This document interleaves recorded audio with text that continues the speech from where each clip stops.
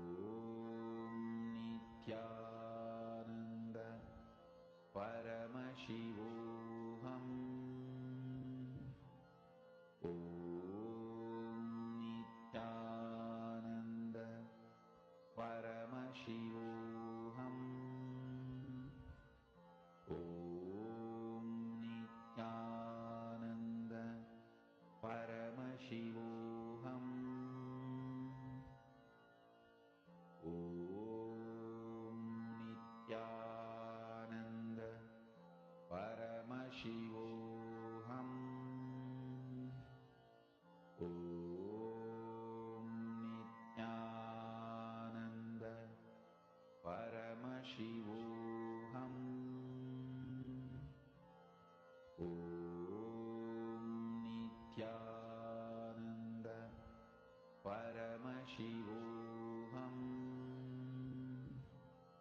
Om Nithyananda Paramashivoham.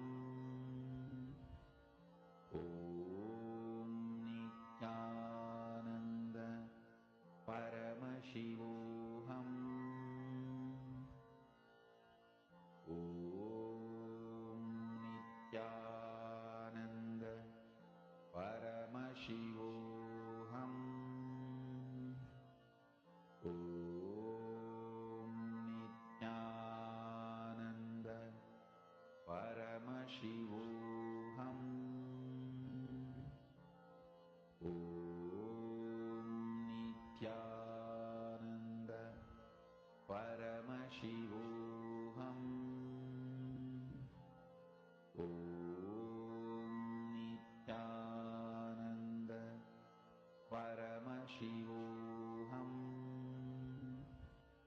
Om Nithyananda Paramashivoham. Om Nithyananda Paramashivoham. Om Nithyananda Paramashivoham. Om Nithyananda Paramashivoham.